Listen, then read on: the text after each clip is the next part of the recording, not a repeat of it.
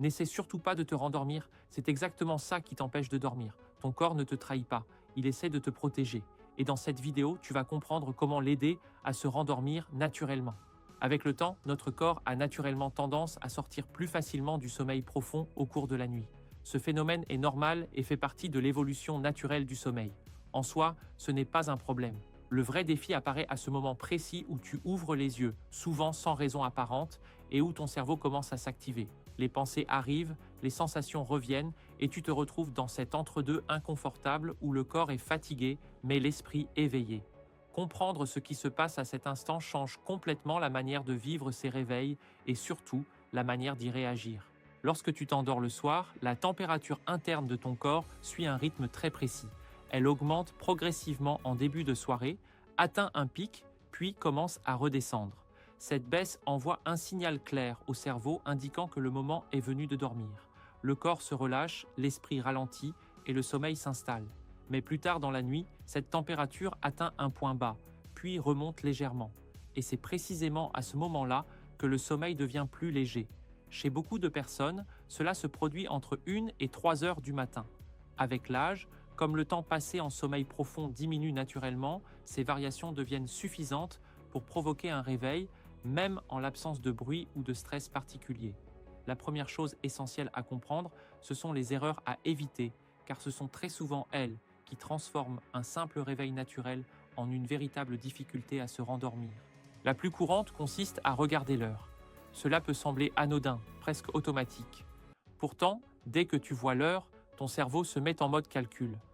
Il anticipe le temps qu'il reste avant le réveil, imagine la fatigue du lendemain et parfois même la journée qui s'annonce. Cette projection déclenche une montée de tension. Le rythme cardiaque augmente, le corps se met en alerte et le sommeil s'éloigne encore davantage. La deuxième erreur fréquente consiste à regarder son téléphone. Même quelques secondes peuvent suffire. La lumière stimule directement le cerveau et le simple fait de consulter un écran envoie un signal d'éveil. Sans t'en rendre compte, ton corps passe du mode repos au mode activité. Et une fois cet état enclenché, il devient beaucoup plus difficile de retrouver le calme nécessaire pour se rendormir. Il y a aussi cette habitude de se lever au cas où, notamment pour aller aux toilettes. Bien sûr, si le besoin est réel, il ne faut pas se retenir. Mais très souvent, ce n'est pas une nécessité, plutôt un réflexe. Se lever, marcher, changer de posture fait monter le rythme cardiaque. Et une fois de retour au lit, le corps met plus de temps à redescendre. Ce simple aller-retour peut suffire à prolonger l'éveil de longues minutes, voire plus. Enfin, allumer une lumière vive est l'un des signaux les plus perturbants pour le sommeil. La lumière est l'un des repères les plus puissants pour le cerveau. Elle indique clairement qu'il est temps d'être éveillé. Si tu dois te lever, utiliser un éclairage très doux et limité permet de réduire considérablement cet impact et d'aider le corps à rester dans un état proche du repos. Maintenant, parlons de ce qui aide réellement à se rendormir. La première technique, à la fois simple et très efficace, repose sur la respiration. Respirer lentement, profondément et sans forcer permet de faire baisser le rythme cardiaque et d'envoyer au cerveau un message de sécurité. Une respiration calme et régulière aide le corps à quitter l'état d'alerte. Même si le sommeil ne revient pas immédiatement, tu peux sentir une détente progressive s'installer dans le corps. La deuxième technique consiste à occuper doucement l'esprit afin d'éviter qu'il ne se lance dans des pensées anxieuses ou des ruminations.